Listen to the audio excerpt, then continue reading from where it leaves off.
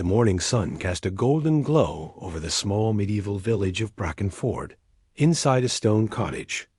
Elena, 20 years old, daughter of Lady Margaret, 48, felt suffocated by the relentless order. Though not noble, Lady Margaret commanded respect, maintaining an unyielding discipline over their lives. That afternoon, at the village well, Elena met her friend Agnes, 22. Carried away by bitterness over her mother's strictness, Elena lowered her voice to a vicious whisper.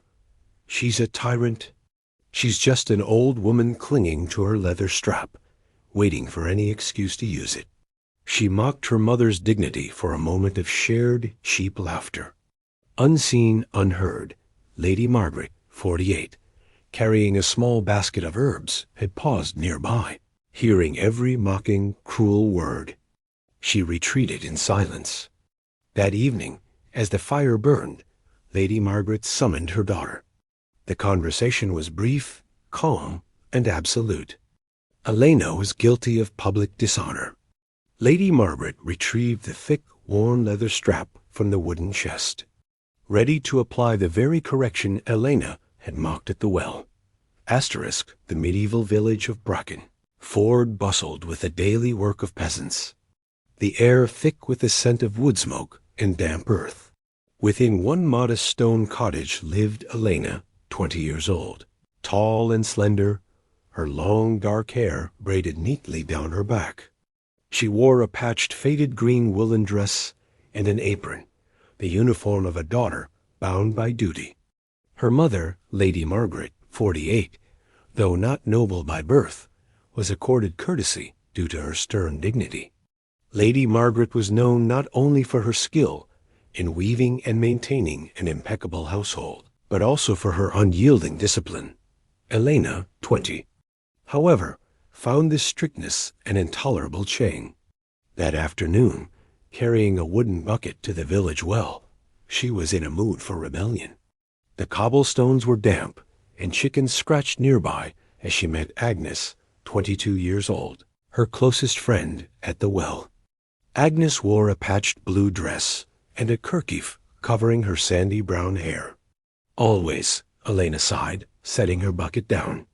"My mother keeps me at work from sunrise to dusk. She never lets me breathe." Agnes, 22, giggled softly. "Lady Margaret is strict. Everyone knows. But at least your cottage is tidy." Elena leaned closer, lowering her voice conspiratorially, oblivious to the fact that walls had ears in their close-knit village. "Strict? She's a tyrant. Yesterday, she scolded me because the bread was too brown. And last week, because my stitching was uneven." Agnes smothered a laugh. "Perhaps she seeks perfection." Elena rolled her eyes.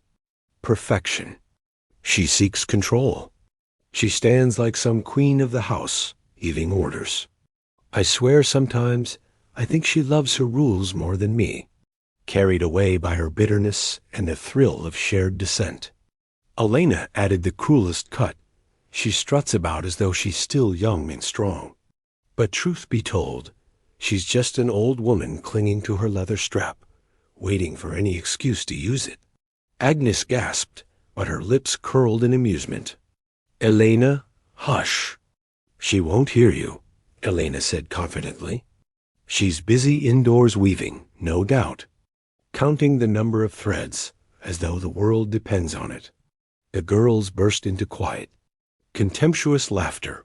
They failed to notice that Lady Margaret, 48, carrying a small basket of herbs, had walked silently into the square. She paused near the well, within clear earshot of her daughter's mocking words, her white linen headscarf neatly tied around her chestnut hair, streaked with silver. Her face remained calm, betraying nothing, but her eyes hardened instantly. She said nothing then. She merely turned away and walked back toward their cottage. The knowledge of her daughter's public dishonor settled upon her like a heavy cloak. Asterisk that evening, the fire burned warmly in the hearth. Elena, 20, hummed as she spun wool at the spindle, still recalling the amusing, rebellious talk with Agnes, but her mood instantly shifted when she noticed her mother's steady, silent gaze from across the room. Elena, Lady Margaret's, 48, voice was firm, breaking the silence. "Come here." Elena set aside her spindle and approached cautiously. "Yes, mother." Lady Margaret folded her hands in her lap, her gaze unyielding. "I walked to the square today, and I heard words." "Your words." Elena's stomach clenched, the blood draining from her face. "My words?" "Yes. Gossip spoken at the well. Words of disrespect. Words that mocked me." Elena flushed instantly, stammering a weak defense. I didn't mean it. Agnes and I were only talking." Lady Margaret interrupted, her voice calm but sharp as a newly honed blade. "Talking? You mocked your own mother before another.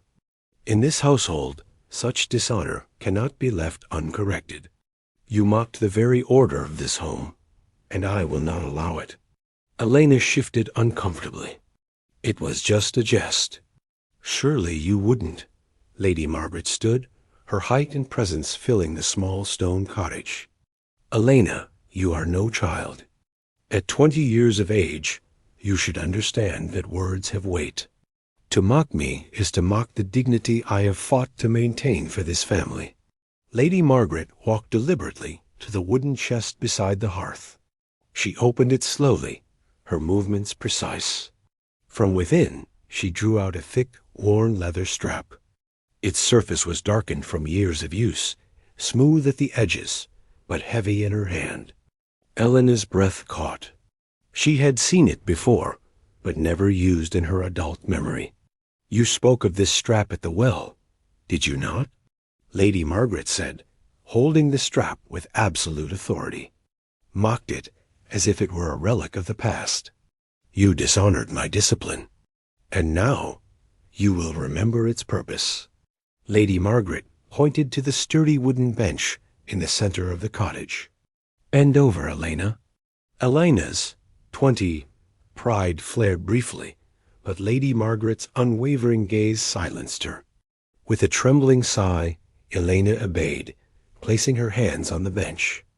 Her long, dark braid fell over her shoulder, and her green woolen dress stretched tightly across her back as she leaned forward. Lady Margaret raised the strap. "This is not for cruelty, but correction. Gossip and disrespect end here." The first crack of the leather echoed sharply through the cottage. Elena gasped, her hands gripping the bench. The sting was sharp, unmistakable. Another stroke followed, firm and deliberate. Elena squirmed. "You will not mock your mother," Lady Margaret commanded. "Crack. You will not dishonor this household.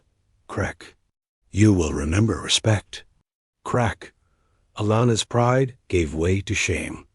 Her earlier laughter at the well seemed impossibly distant now. After several strokes, Lady Margaret lowered the strap.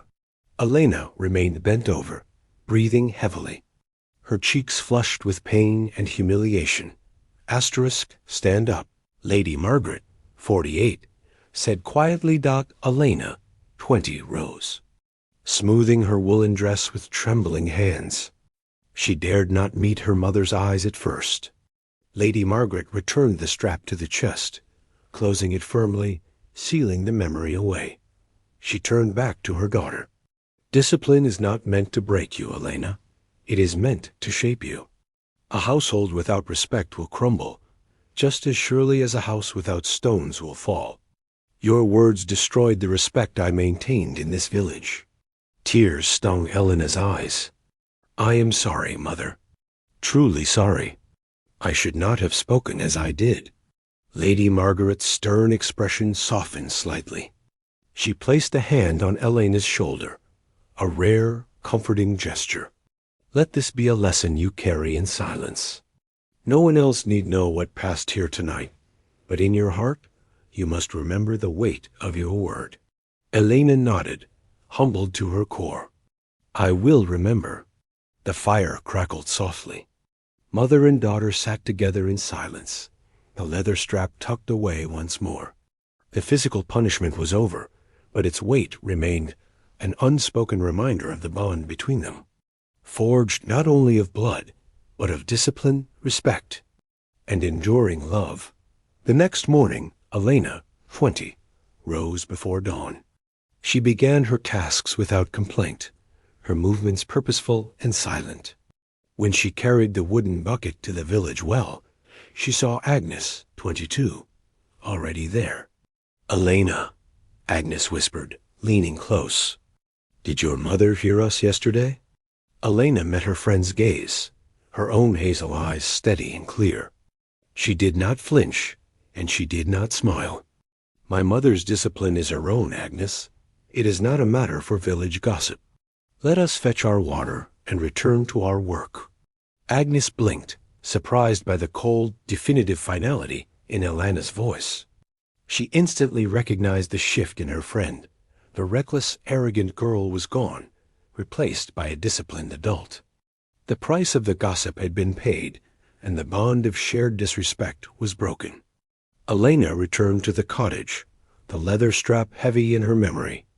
But the dignity of her household restored Dot in this adult-focused historical context.